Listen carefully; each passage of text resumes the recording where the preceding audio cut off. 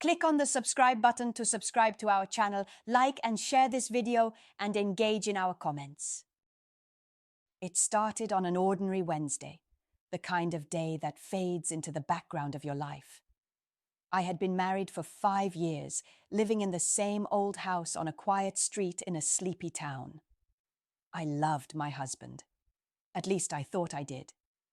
But things had started to feel different, distant, almost like I was watching someone else's life unfold.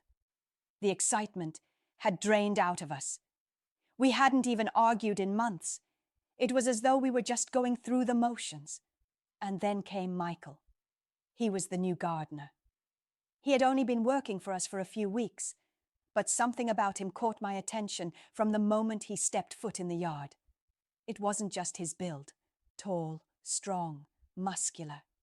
It wasn't just the accent either, the deep Jamaican lilt that made every word sound like it had been carefully chosen and gently rolled off his tongue. No, it was the way he looked at me, not like I was just the lady of the house, but as if I was someone worth knowing. It made me feel seen, in ways I hadn't felt in a long time. It wasn't as though I sought him out or even tried to flirt, but it was hard to ignore the electric buzz in the air whenever he was around. It wasn't the usual kind of attraction you'd expect from a woman in a committed marriage. No, this was something more subtle, more dangerous, like a slow burn that I couldn't put out. The first time we spoke outside of the usual pleasantries about the garden, it happened in the early evening, just after my husband had left for a work dinner. I'd been tending to some small indoor plants, and when I went outside to take a breath of fresh air, Michael was standing there, pruning the bushes by the front steps. His shirt clung to his broad shoulders, and I couldn't help but notice the strength in his arms as he worked. "You got a beautiful garden here," he said, his voice low and warm.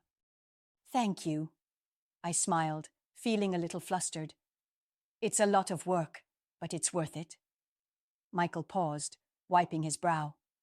He seemed to notice me a little more than usual, his eyes lingering on mine in a way that made my heart skip.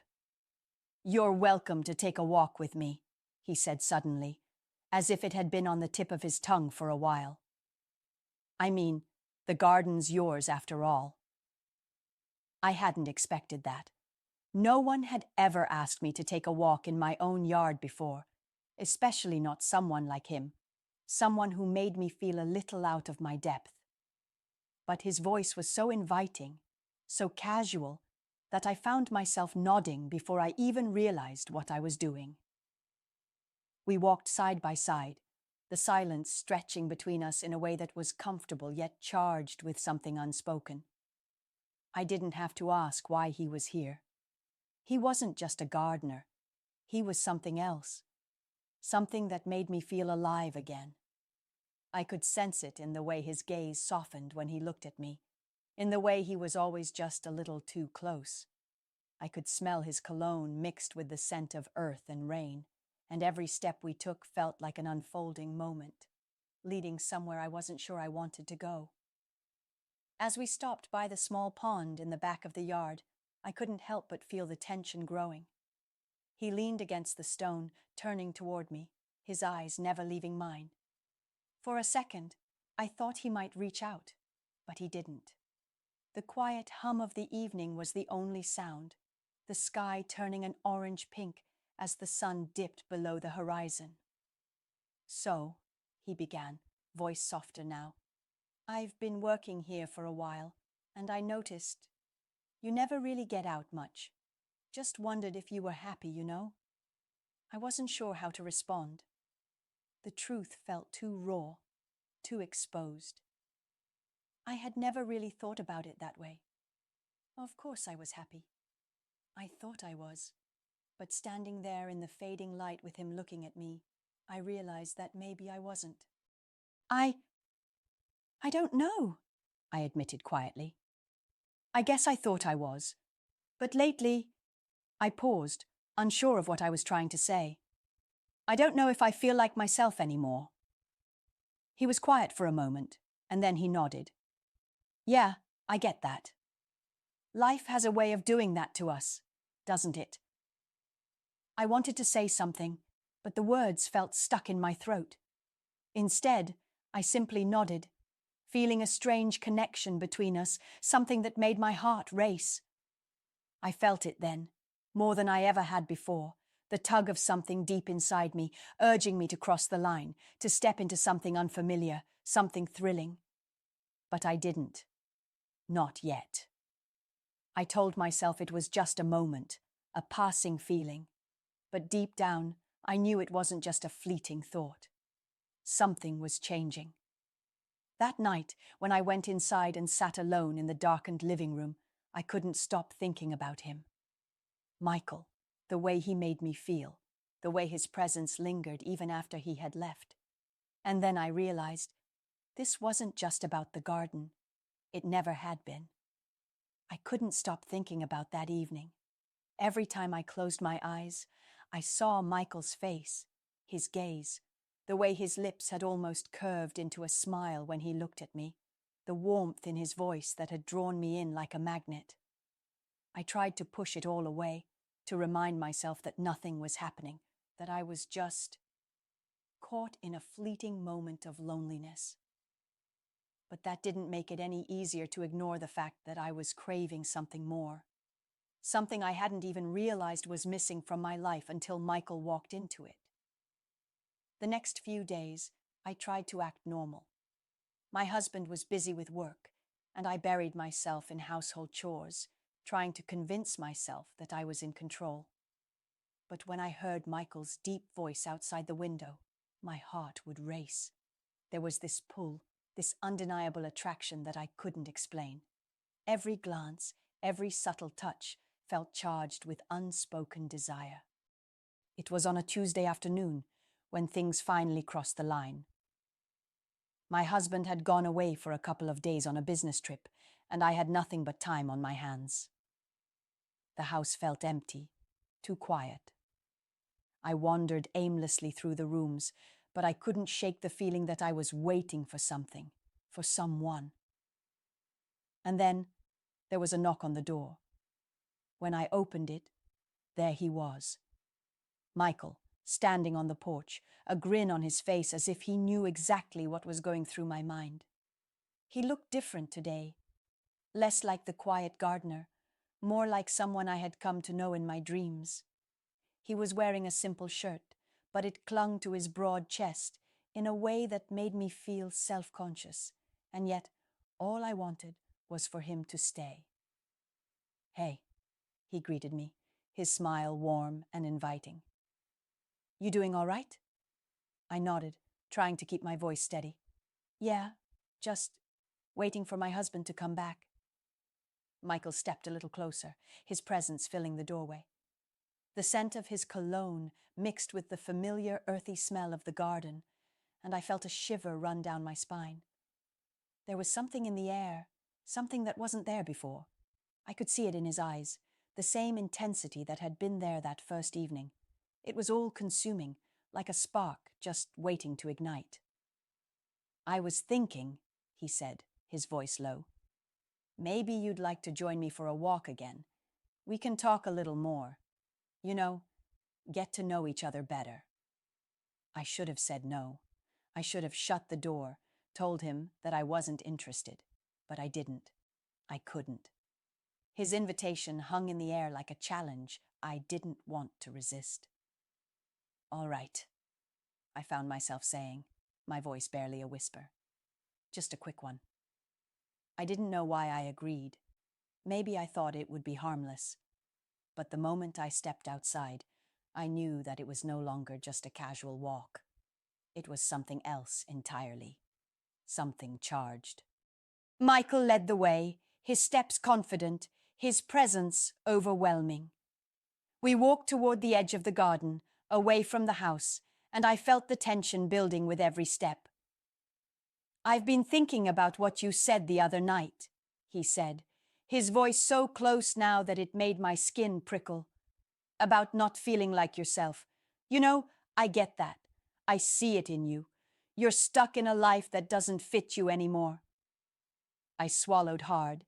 His words hit me harder than I expected. It was as if he had seen right through me, cut through the facade I had built around myself. I wanted to deny it, to push him away, but the truth hung in the air, thick and undeniable. I didn't mean to say it like that, I said, trying to hide the vulnerability in my voice. I didn't. He stopped, turning to face me. His hand reached out, brushing against my arm, sending a jolt of electricity through me. You don't have to explain yourself to me, he said softly, his eyes locking onto mine. I'm not here to judge, but I can see it in your eyes. You're not happy.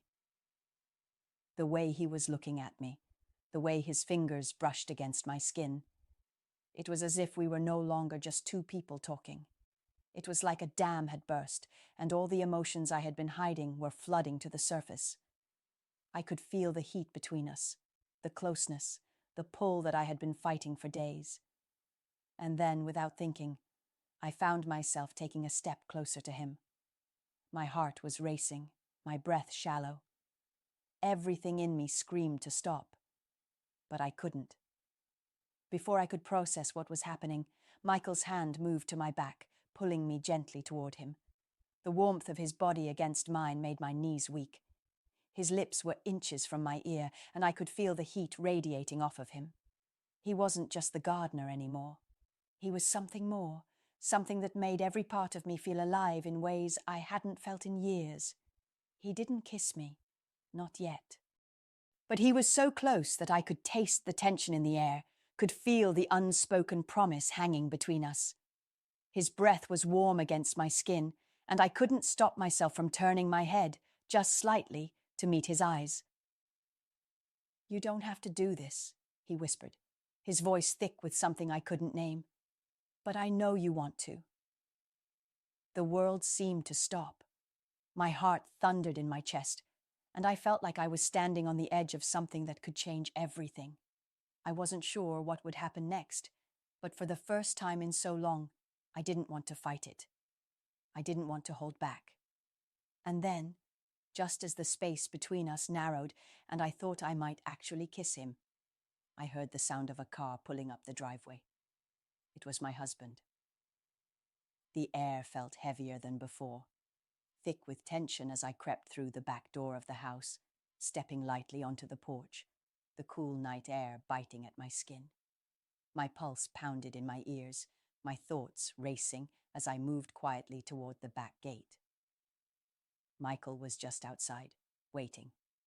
I could see him standing by his car, his broad frame almost blending into the darkness, but his presence still somehow commanded the night. I couldn't breathe properly as I took those few steps toward him. I had been so close to breaking before, so close to crossing a line I wasn't sure I could come back from. My mind screamed at me to turn around, go back inside, act like nothing happened. But every inch of me was drawn to him. The pull was undeniable. And just as I thought I could stop it, I felt the heat of his gaze on me. He didn't say anything at first, just stood there, his hands in his pockets, waiting for me to make the first move. His eyes locked with mine, dark, intense, waiting. The silence between us grew heavier, and all I could hear was the rhythmic beat of my heart in my chest. I stopped a few feet away from him, standing still, unsure of what to do next. My whole body was on fire, my breath shallow. I could feel the weight of my actions hanging in the air, the decision to either walk away from all of this or to finally let myself fall into the unknown. Michael spoke first, his voice low, almost a whisper. I thought you weren't coming. I swallowed hard. I wasn't sure. I shouldn't be here. I shouldn't be doing this. But even as I said the words, I knew they were meaningless. I had already crossed the point of no return. The moment I stepped outside, the moment I left my husband behind in the kitchen, I had already made my choice. Michael took a step closer, and I couldn't help myself. I didn't pull away. Instead, I let him close, watching the way his eyes darkened as he reached out and lightly brushed his fingers across my cheek. His touch was electric, sending a shockwave of desire straight through me. "You don't have to say anything," he murmured, his voice like a low growl that made my knees weak. "You don't have to explain yourself. Just let go." His lips hovered just inches from mine, and for a brief, heart-stopping moment, I thought about pulling away. I thought about the life I had, my husband, my home, my world, and how much I had to lose. But all I could think about was how badly I wanted this, wanted him. My breath caught in my throat as his lips finally pressed against mine. It was nothing like I expected. His kiss was urgent, demanding, and it set my entire body alight. I found myself returning it, my hands reaching up, gripping his shirt as I pulled him closer. I couldn't think straight. My mind was screaming at me to stop, but my body refused to listen. The longer we kissed, the more the rest of the world seemed to disappear. For a moment, it was just us. Just Michael and me, caught in a fire that I wasn't sure how to extinguish.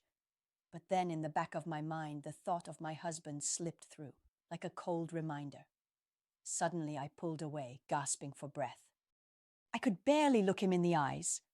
I shouldn't. He's going to. Before I could finish the sentence, I heard the sound of a door opening inside the house, the unmistakable voice of my husband, calling out, "Honey, is everything okay?" I froze, my heart leaping into my throat. My eyes met Michael's in panic, and for the first time since we started this, I could feel the reality of what I was doing hit me full force. I was risking everything. "Shit," I muttered, my voice trembling. Michael's expression was unreadable, his jaw tight as he backed away, his gaze never leaving mine. I had to make a choice, right there. Either I ran back inside, pretending nothing was happening, or I faced the consequences of my actions. I didn't know how long I stood there, caught between two worlds. I was paralyzed by the fear of being caught, but also, somehow, by the temptation to keep going. My husband's voice called again, louder this time, but I couldn't move. My legs wouldn't cooperate. My mind was a jumble of guilt, desire, and fear. Michael's hand brushed against mine one last time, and I could feel the weight of his touch lingering in the air like a promise. "I'll be waiting," he said softly, his words almost a challenge. Then he turned and walked away, disappearing into the night. And I was left standing there, heart racing, every inch of me alive with the tension of what could have happened, what might still happen. I turned back toward the house, my thoughts spiraling. The door clicked shut behind me, and I took one last look at the darkened yard, where Michael had disappeared. I couldn't help but wonder if this was over or if the game had only just begun. The door clicked shut behind me with an eerie finality, but the silence that followed felt even more deafening. My chest heaved as I stood there, heart still pounding in my ears, my skin burning from the intensity of what had just happened. Every inch of my body seemed to be vibrating with the energy of what could have been, and yet here I was, back inside, trying to act like nothing had changed. I couldn't stop shaking. I looked around the room as if I was seeing it for the first time. The ordinary, familiar walls of the house felt foreign to me now, as though everything had shifted, and I was no longer part of this world. My mind was still reeling from the kiss, from the promise in Michael's eyes, the touch of his lips lingering like a ghost on my skin. I wanted to scream, to shout, to make sense of it all, but I couldn't. I had to stay quiet, stay composed.